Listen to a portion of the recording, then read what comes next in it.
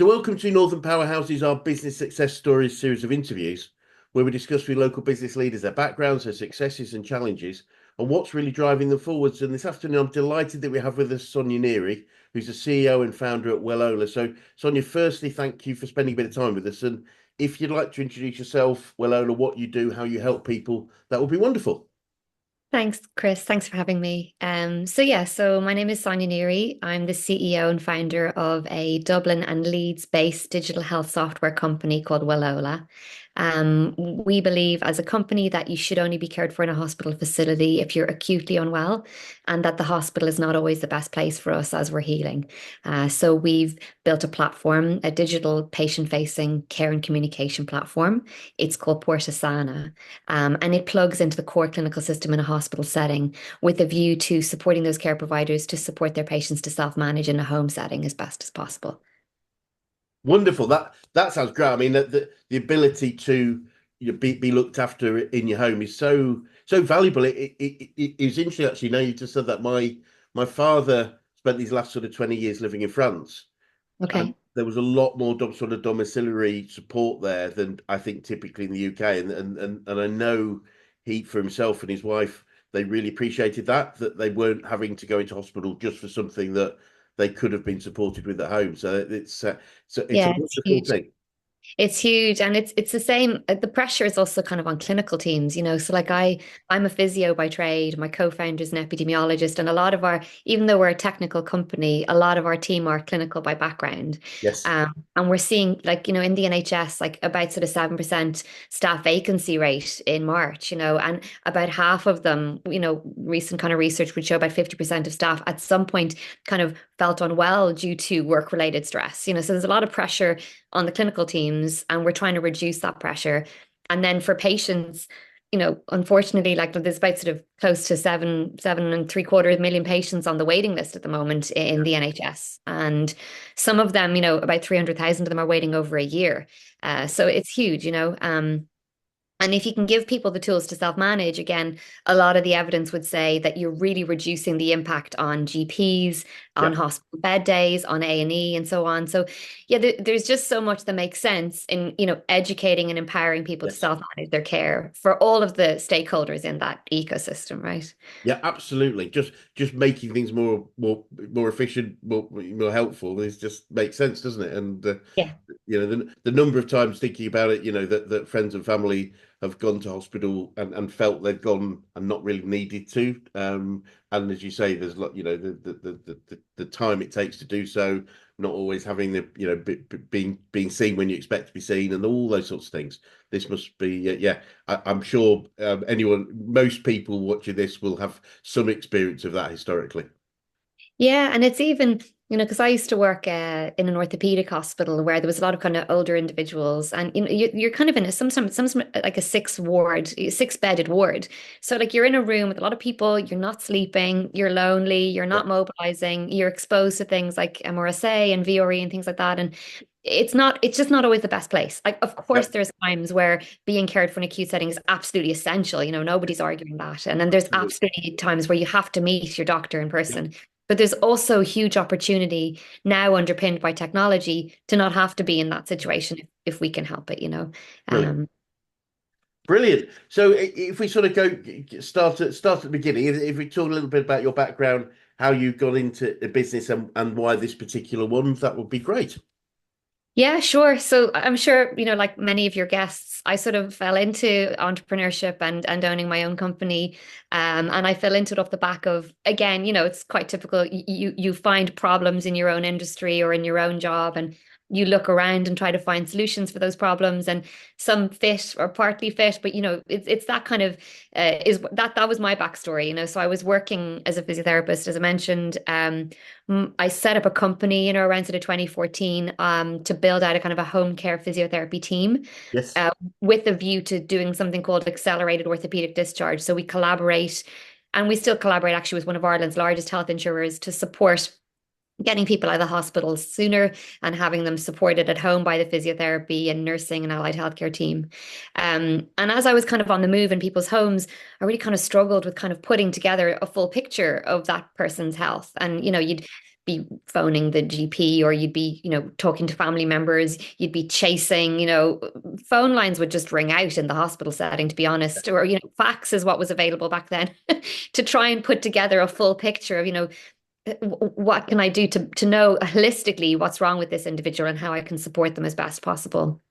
And even like really critical things like in orthopedics, are they allowed weight bear fully? Like, can they put their foot to the ground? I need to have a look at their op notes, which I don't have access to. Yep. So there was a kind of a real issue for me around kind of a lack of visibility of the data associated with an individual.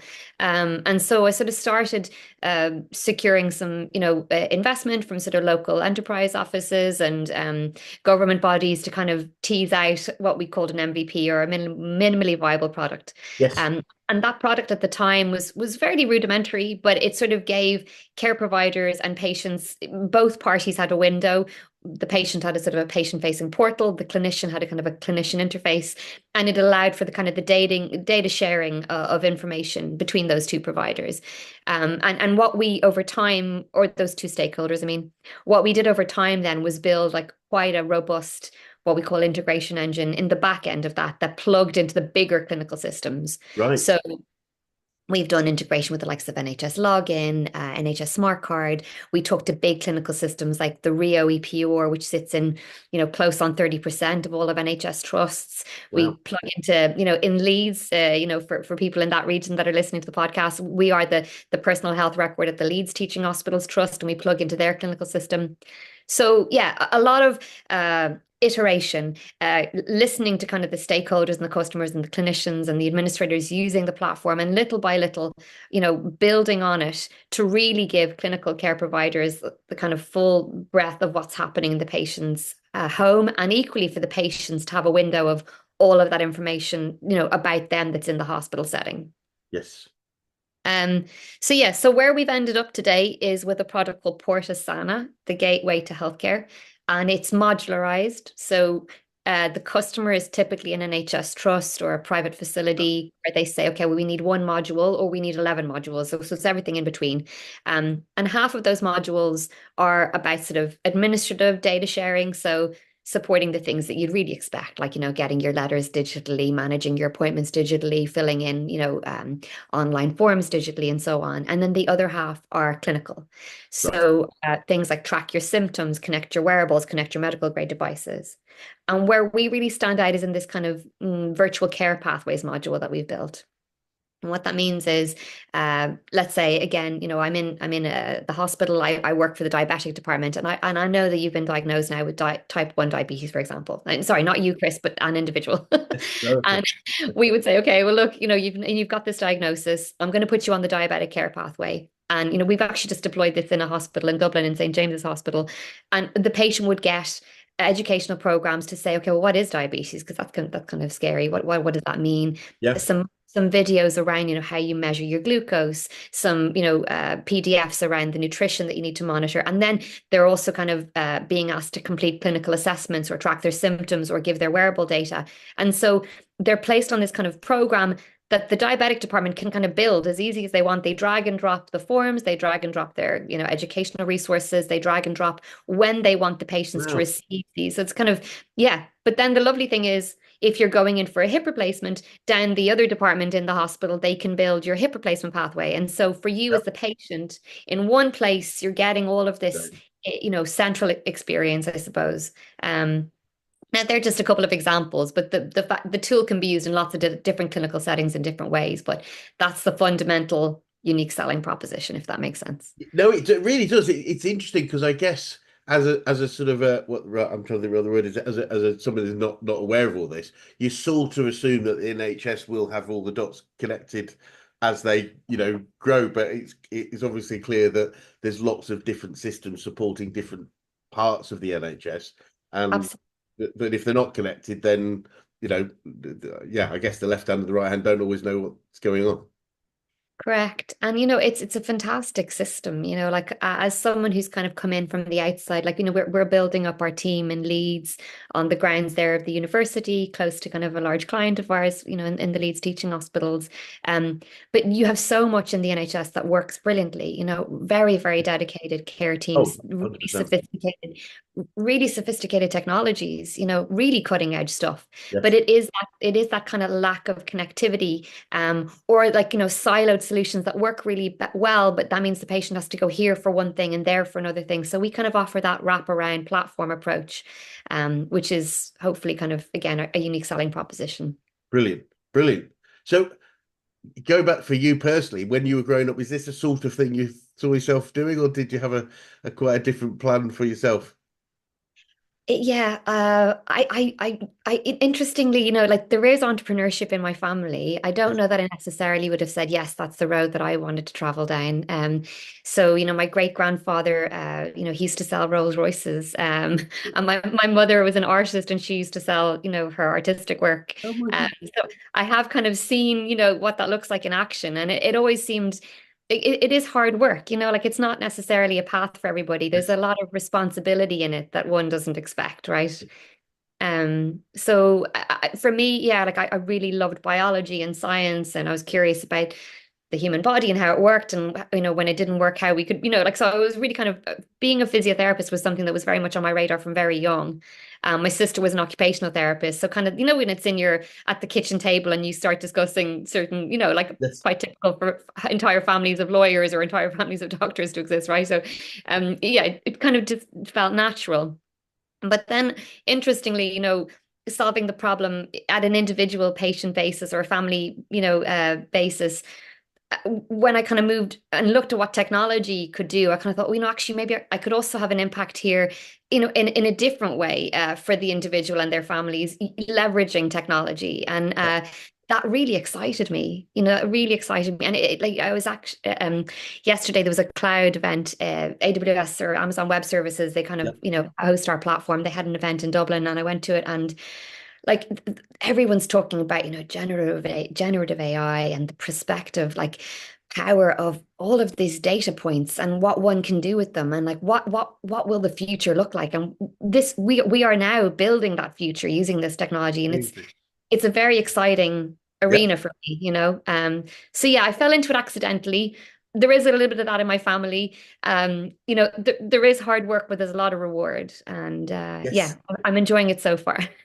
Great. Yeah. I think a lot. I think one thing that most people don't get, obviously we work with lots of business and business owners, is as well as what you do, it's the identity shift and mind shift of it isn't just being good at what you do, it's running a business at what you do. And those Yeah, those things are quite different. In fact, I remember I was talking to somebody yesterday, and without I must make sure I did this without sharing any information, but we worked with a business, with the owner of a business, and ultimately he sold the business to two of his key team. And but he was sort of up to that point the driving force, and the business actually was named after, had his own name over the door, if you like. And for 6 months, I remember we started to coach the two senior people, and one became MD, one became operations director. sure. And for 6 months, the MD, who we were coaching primarily, wouldn't sit in the owner's seat. So we were having a What? meeting on this side of the desk, and Okay. because they weren't ready to assume that mantle of the business owners that they were. And it's just fascinating. I mean, that sounds very strange, but if you understand it, it can make real sense.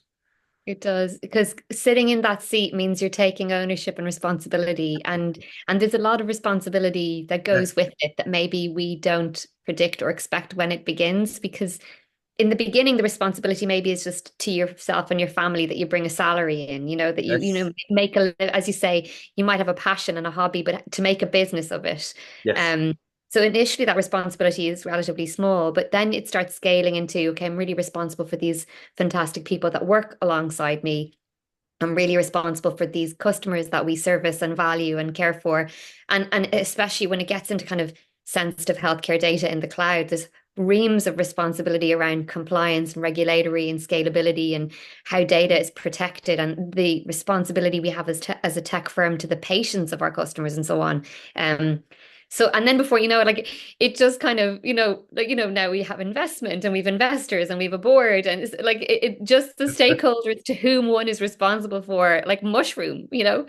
So the minute you sit in that chair, you've got to have your eyes open about that, right? Which I Absolutely. probably didn't in the beginning, but I'm learning and I'm always learning.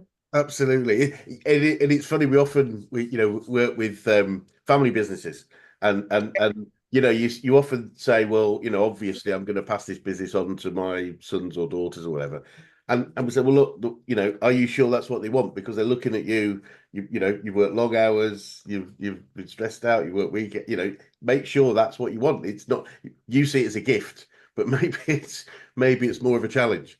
And often having that conversation is really important to make sure that the next generation actually see it as something that's they want to do rather than it being expected to. Um, Absolutely. I think at the heart of it, most of the people that I know that have set up their own business, there is a passion in it, yes, that to take something from an idea to yes, sell it from like zero customers to one customer, like that takes a lot of passion, and a lot of recognition of, okay, well, where do my skills sit and where can I skill up or where do I need to fill the gap? Um, Really building that kind of support network around you that you can stay passionate and drive forward. Yeah, I'm always intrigued in that dynamic where it's a family business and it's handed down, etc. And to see, like oftentimes, the person to whom it's handed to still needs to maybe carve their niche within it and maybe redirect it and modernize it, to their kind of current market. And that can bring a lot of fresh life and fresh ideas and absolutely. growth to a family business as well. Absolutely, it's great to see. Great to see when that happens successfully. As I say, sometimes it's having that check in. That's really what they want because there is some people feel obliged because it is a family business, and I Yeah. think it's really important for everybody. If we're going to take on this responsibility, as you said, it's a big responsibility that we want Yeah. it. We're ready for it because it isn't for everybody. That's why only 4% of the population own businesses. It's simple as that. Um, Yeah. so, Agreed. looking at Wellola and how you've grown it, what are some of the key challenges you've had to overcome to get to here? So, suppose in the early days, it was really sort of validation, like because obviously I had a problem and I was identifying certain issues in my kind of industry and the world that I was working in. And it was about kind of with as little expense as possible, validating, is this also a problem for others, and once you kind of have that piece validated, the next challenge is, okay, well, how am I going to build this? And, building a prototype, validating that, how am I going to ensure that this is compliant? Like in my mind, the challenges as a business owner are kind of like swim lanes, and you're constantly swimming in several lanes. So there's almost like a barrier in each lane that one is overcoming on any given day. And so yeah, there is the kind of okay, the product bit, validate and build the product. There is engaging with the client and kind of getting from a kind of a and you often in the early stages, people are like, that's fantastic. Yeah, I'd buy that. And then you get to, okay, would you like to buy it today? And they're like, oh, hang on now, I've got to go look, I've got to go see if I can get the funding. So kind of, it's getting from zero to one, and someone actually Yes. handing you a check for, what you've built and, what they believe you can do with it. So, yeah, there's the kind of customer validation barrier, and then there's the, financing it and like, how am I going to give up my day job, get the funding together to build this and take it to market? Yeah, and we've been really supported by, some amazing organizations. It's like, so the Department of Business and Trade helped us to get, we did a kind of we sort of said, look, this is the kind of office space that we need. We need to ensure that we have tech talent nearby. We'd like to be Yep. near kind of academia and clinical teams and so on. Ideally, a place where we can, hire, talented individuals and, not too far from an airport and all this kind of stuff. So, and so the DBT kind of gave us a program of work, and that's how we sort of found ourselves established in the Nexus in Leeds. And it's fantastic. It's been fantastic. Brilliant. So that kind of soft landing. So yeah, it is about, I suppose, there are always challenges, there are always barriers, and then kind of really recognizing there's also fantastic supports. And so Yeah. who can help me overcome those barriers? how can I get quick access to market? And, in NHS in particular, at the moment, like there's an open call for something called the NIA or the NHS Innovation Accelerator. It's a Okay. fellowship program. There's also a program called the Clinical Entrepreneurs Program, and then, SBIR and all these grants are available to support people that have ideas and they want to validate them with as little personal risk and investment as possible. Yes. There is just fantastic programs available and government resources available that we've leaned in on, as much as we got away with. Brilliant. Yeah, no, it's wonderful, and I know working in Yorkshire in general, there's really good support from the councils, especially well, both West, North, and South Yorkshire, for growth of businesses across the board, and that's great to see too, because it is a tough gig that first, whether it's the first 3 years, whether it's the first 10 people or the first 100 grand of revenue or 200 grand of revenue, whatever it is, that's the tough stuff, isn't it? It's really Yeah. getting into it to start with. Correct. And then I think at different stages in a company's growth, you've different challenges, So, we're kind of in a scaling phase now where Yes. you kind of want to make sure that the hires that the people that you bring to the team keep the culture that we've developed and that they align with the vision that we have as a company and so on. So like in the early days, it's kind of customer validation, product build, early financing. In the scaling stage, it's about kind of onboarding more staff, more clients. And that can bring different teething problems. I often akin it to like, the toddler has its challenges, but so does the teenager, like, and like, so Absolutely. you're constantly like upskilling to kind of handle these new challenges that come your way. So yeah, there's never a dull moment. Absolutely, couldn't agree more. And what would you say your biggest learnings about growing a business are? I think at the end of the day, business is all about people, Yep. really good people, and connections between people. So, like getting honest, transparent conversations early on with someone who would just genuinely tell you, no, that's not a good product. I don't want that. I prefer Yep. if it did this. Like, you need to have, get to the right people and have honest conversations early on. When it comes to your team, like I've just been so fortunate. Like I've just the most amazing COO and CTO. And, in the beginning, I was sort of trying to hold up the table, kind of fairly on my own. And now like there's four really solid legs with the CFO, CTO, COO, CEO. So the people that I've surrounded myself with are very, very skilled. And so that lends trust and credibility as well. So when you come back to having those honest conversations with prospects and customers, they can see, okay, this is a talented, skilled, hardworking, transparent group of individuals that we're happy to work with, because that's, people buy from people. Business is purely about, really identifying the right product market fit, Yeah. engaging deeply with your customer, iterating on repeat, delivering really solid customer service, and then having those kind of skills in-house and knowing where your skills as a person stop and end, and bringing in the right talent around that. So yeah, and equally kind of on the investor side, I'm sure a lot of the clients that you talk to at Action Coach have, good experiences and negative experiences about kind of having financed their business in different Yep. ways. So, for us, we had kind of, obviously institutional finance. We crowdfunded at one point, which was amazing. It kind of built a whole Brilliant. ambassadorship of people that promoted us. And then equally, like we've taken on kind of venture capital financing, and that opens up a whole fantastic network Yes. of, other portfolio companies in that group that you can Yep. engage with and interact with, and all of the additional skills that those people bring. So it really is, it's all about good people, and being firm when they're not the right people too, so like if it's Yes. not a right match, sometimes we have turned down contracts because it's not quite what we are aligned with, and it's too far off our roadmap, and yes, we could deliver it, but it would take us off piste. Or difficult conversations with staff where maybe isn't a fit. And or maybe saying no to that investor because, okay, well, we need the capital. It isn't really a person to person fit, or the strategic alignment isn't there. So, and it's taken me time, I suppose, to be a bit more frank about those kinds of difficult conversations with people when it isn't the right approach. So yeah, so It's a lot of learning, and you learn a lot about yourself, I think, as an individual when you run a company, because you're constantly faced with these kind of new challenges that you need to assess and discuss and overcome. So there's a lot of learning in it, as I know I keep saying that, but that's a very real experience for me.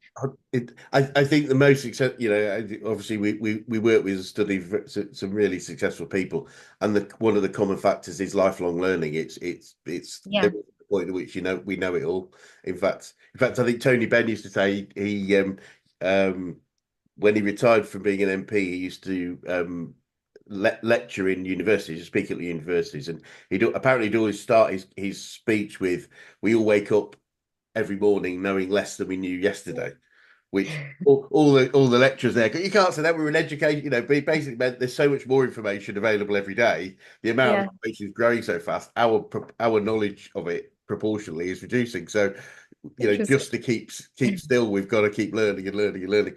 And Yeah. mentioning that, you say about yourself, what have you learned about yourself as you've become more and more, as you've developed your CEO skills? Whew.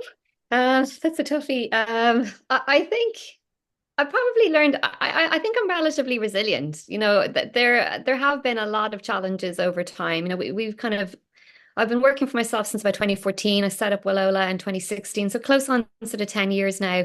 Um, and you get a lot of really positive days, but there are a lot of challenges, and it can be kind of a lonely experience. And when you get a no, or when something just doesn't go your way on a given day, that can be tough. And I think what supported that resilience is the kind of people that I've surrounded myself with, and Yes. whether it's peer-to-peer networks or where you're engaging with other entrepreneurs, oftentimes they support you because they get it. It Yeah. is quite a lonely dynamic sitting in the chair as you described and having that responsibility. And so if you can surround yourself with like-minded individuals that can say, yeah, you know what, I've been there too, and these are the couple of things that I did, and this supported me. So yeah, I think I've learned that possibly I'm more resilient than maybe I would have given myself credit for, a few years back. And I've gotten harder and sort of stronger in some ways there. Yeah. Um, what else have I learned about myself? Um, I'm not sure. I think I enjoy the kind of creative aspect of my work. So like even though I would have seen myself more sort of with the science hat on and problem solving, as time has gone on, actually I really I've started engaging more and more with the product owner sort of side of the house in Yeah. terms of design and the interface and the hex colors and the fonts and how the user journeys are. So I think quietly, there's probably a product developer under the hood there that I Brilliant. didn't know. I definitely wouldn't have started there, but I do really enjoy the creative aspects of my work. Brilliant. And yeah, I have learned I really enjoy working in the healthcare system. Like I really enjoy problem solving and sort of unpacking the challenges as best we can together. It is an ecosystem approach, and I do like that dynamic and collaborative approach. So yeah, a few things as I've gone Brilliant. on. Brilliant. Yeah. No, fascinating. Yeah, I think, entrepreneurship is ultimately a creative. I'm going to say Yeah. art. I'll definitely keep away from art. But it's about creation, and therefore it's not surprising that you're drawn more towards the creative side. There's clearly an analytical side and a structural side, but without Yeah. that ability to see what it's, or have a feeling or belief in what it's going to look like in the future, then we're probably not going to start. So Agree. we probably all need that creative spark. Um, and you're aware we were a business coaching organization, so I'm keen to know who the best coaches you've worked with, whether that's business, sport, life in general. Who's had the biggest impact on you? So early on in our trajectory, a government body in Ireland gave us some investment, Enterprise Ireland, and they're an amazing government body for any of your clients that maybe have an Irish base. So, they have something called Founders Forum. And within that forum, I would sit at a table with a group of individuals. And, I'll be honest, in there is definitely fewer females in that arena. And and these gentlemen, because in my group it was all gentlemen, had some of them like multi-million turnover businesses. Some of them were starting out or scaling up, very different industries, very different stages. And every single time we met, I came away with, okay, that's a really solid nugget of information that I'm going to Brilliant. take to my business and implement. And whether or not it would be, kind of around HR and kind of supporting company culture, or whether it was, okay, mapping out the strategy for, Yeah. operational deployment for the next 6 months. I would always just come away with like a proper nugget of gold that helped me move the dial forward a small bit every day, and so those founder forums were really useful. So it is kind of back to that piece around peer-to-peer learning and learning from other entrepreneurs and people that I respect that are making the same mistakes and making the same learnings. And I'm a big believer in not reinventing the wheel. Like if I can talk to someone who can give me the knowledge base, and rather than me spending, the next 6 months finding out via error myself, try to tap into that. And I'm sure within, all of the clients with an action coach, it's the same. And there is that kind of peer-to-peer component as Yes. well. Yeah, yeah. It's great seeing different businesses work together. I remember one of the first group courses that we ran. We had different businesses, and we had I remember really closely. We had a precision engineering company. So in fact, they made from memory, they did make sort of surgical instruments and things. They were, quite precise, and things like Yeah. I think replacement hips and things. They were quite clever at turning metal into things. And the one of the other businesses was a holistic veterinary practice. So Okay. two businesses you couldn't imagine being so different from each other, and yet the sharing of ideas and how that go. Well, we do this. Oh, that's interesting. Well, we could do this. It was just Yeah. fascinating. It really was a really good learning for me quite early on about how just that sharing of ideas and knowledge and experiences could be so valuable between different business people. Absolutely. Yeah. And equally too, I suppose in that dynamic that you're describing there is a kind of a crossover of health, albeit it's different species, um, you know, It was so very tenuous, I can assure you. yeah, but like I also it was part of something called Going for Growth, which was a forum purely for female founders. Oh, And great. again, so it can be quite nice, I think, as an entrepreneur to kind of have a dedicated coach, industry agnostic, or maybe a completely arm's length to you. But then sometimes it is quite nice to find your little club Yep. that really have a very similar experience, and so there's benefits to both. Um, so yeah, and obviously, kind of having a dedicated coach who I think the beauty of having a dedicated coach is that they're an objective ear and an objective set of eyes, and they can kind of sometimes play back to you what you're not necessarily hearing yourself say. And like it's a mirror to, your reality, and that can help you kind of unpack problems and problem solve in a different way, so there's a lot of benefit in that arena. Absolutely, it is. It's often people say, well, they might say either. I mean, what do you know about my industrial business? And sometimes I say, well, I know I've had this experience either working with a client, or my background was software development and products. But the flip side is saying, what do you know about my industry? And I say nothing. Isn't that great? Because I'm going to ask better questions. I'm not. Yeah. I'm not. I'm gonna. I don't have a norm not to challenge, if that makes sense. So why do we do it this way? Because, as you've experienced, I'm sure yourself, is you know how you ran a business and how you could build a business 10 years ago is so different to now. And if we haven't changed, the idea of if it isn't broke, don't fix it isn't really that valid. I totally get let's not change it for the sake of change, but how can we use new technology, new ways of working, remote workforces? Um, how would that make us different, better? And if it wouldn't, that's fine. But if it would, then let's embrace change. Whereas it's quite easy just to stick where we are, I think. And I think some form of external force helps pull us out a little bit and pull us out of our comfort zones in different ways. Agreed. Yeah. So, Agreed. and with from yourself or from people that you've worked with before, have you found yourself using any favorite quotes or sayings about business and about day-to-day operating a business? Oh wow.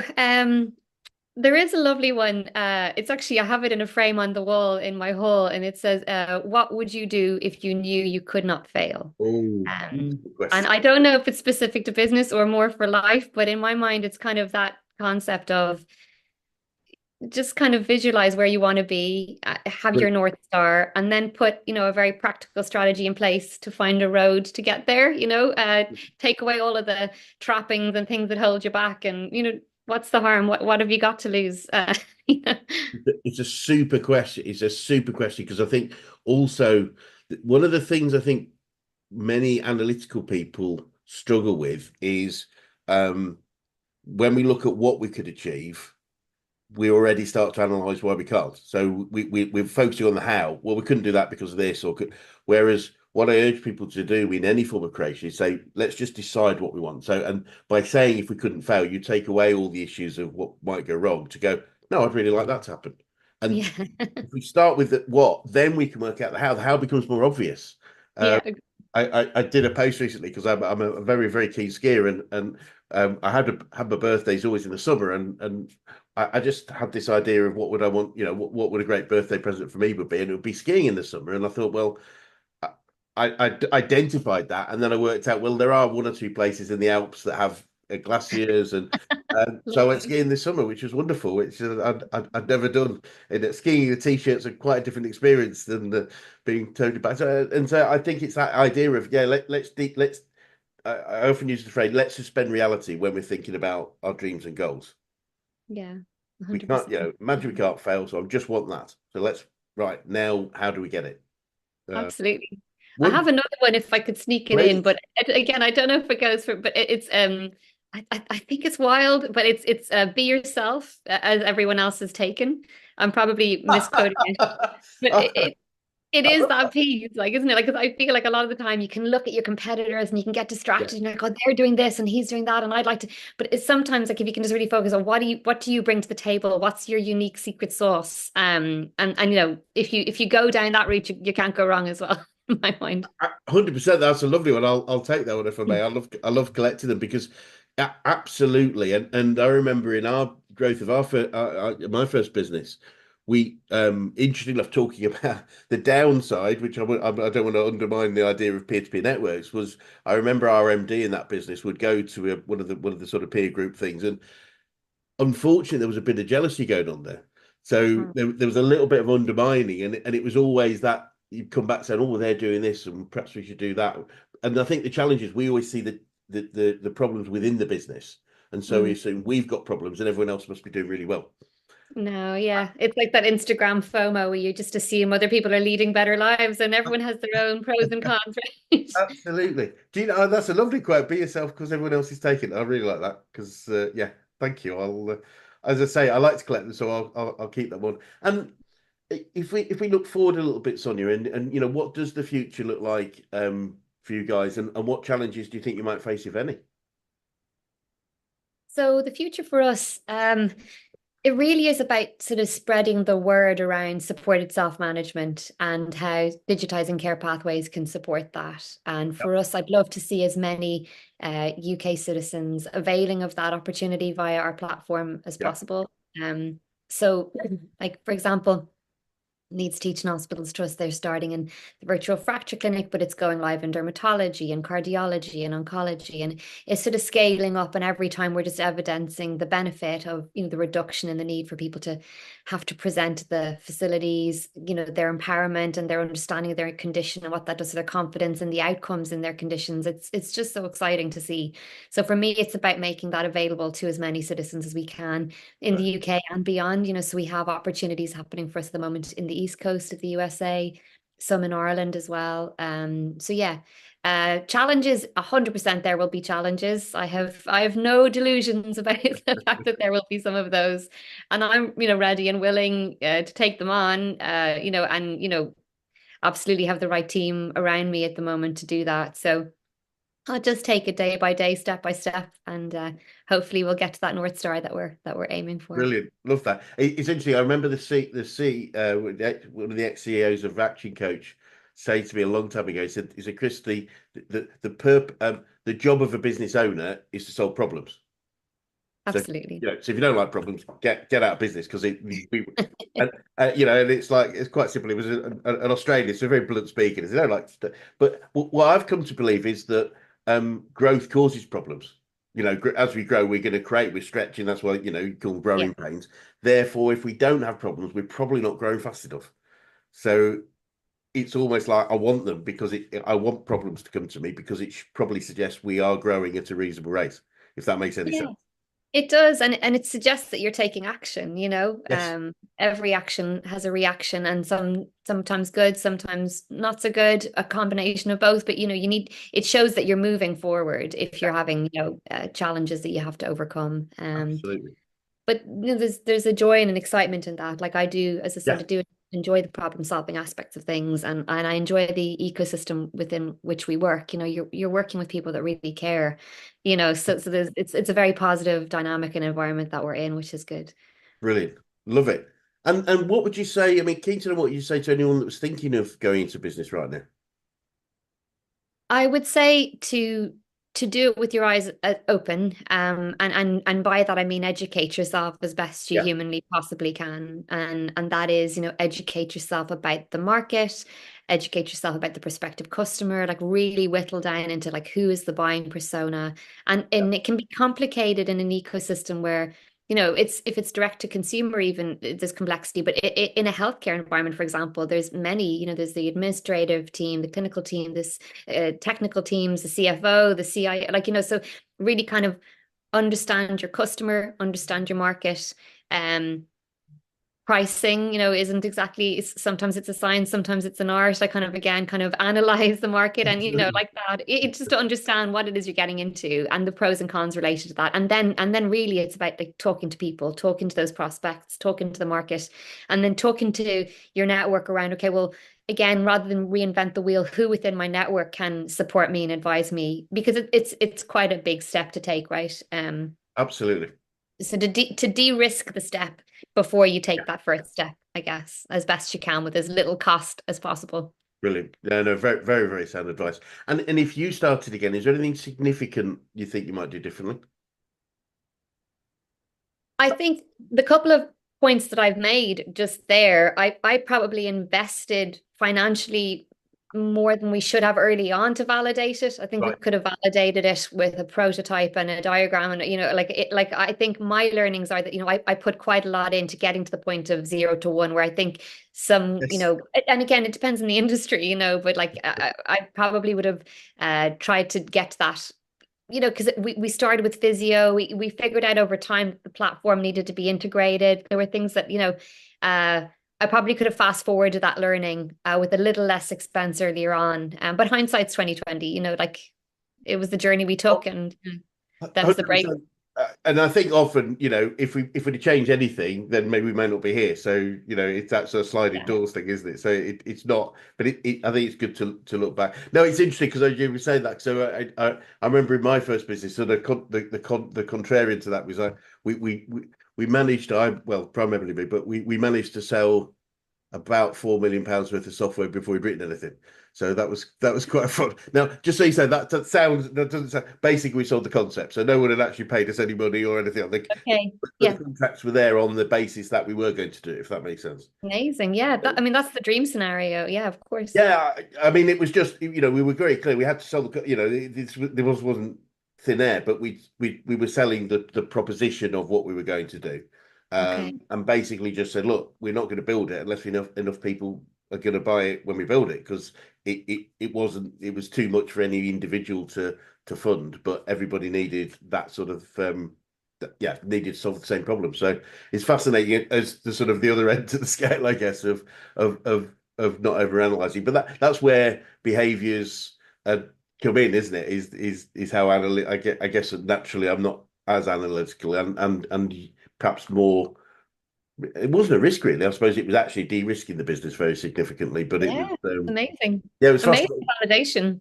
Fascinating thing because I often could be, and I think it's quite helpful when I say that to some people, because some people say, "Well, look, we've got to, get it complete, and we've got to develop." As you said, all we need is the minimum viable product, not a viable product. It's just minimum viable product that people can see and touch and say, "Yes, that's what I want." So no, I totally get that. Um, Agreed. Sort of done is better than perfect. You know, you just need to take action, you know. Absolutely, Yeah. absolutely. Move Sorry, dial. Yeah. my screen. There we are. Oh, no, I've turned it off. Great. Never mind. And finally, Sonia, what would be the best advice you could give an 18-year-old you if you could go back in time and do so? These are very deep questions, Chris. I should have Well, it's done the last one, so you're okay. That's as deep as they go. 18-year-old self. I think it's just, enjoy it. Don't overthink it. Enjoy it. Like we're here for a good time, not a long time. And sometimes you can find yourself ruminating over issues, and sometimes it's better off just like let it go. Control the controllables, and enjoy the good stuff. What love, great advice, and I'm going to pinch a bit more of your own, and I'm actually going to do this for my daughters. Is I'm going to say, what would you do if you knew you couldn't fail? Yeah, I know it's fantastic, I isn't think that's it? pretty cool at 18. If you actually see you couldn't fail, then why wouldn't you do it? So, Wonderful. Well, Sonia, it's been absolutely fascinating to talk to you today, and I can see the passion for what you do just shines through, and I'm sure everyone else can do that. And we wish all the best for the future. And it'd be great to maybe swing by in another 6, 12 months and just see that further development and what you've learned from it. But for now, for anyone that's interested in contacting you or Wellola, what would be the best way to do that? oh, sure. So yeah, it's wellola.com, Wellola. And my email is sonia@wellola.com, Sonia@wellola.com. Brilliant. Well, as I say, for now, thank you so much. But and it'd be good to catch up in the future. Thank you. Thanks for having me, Chris. Thank you.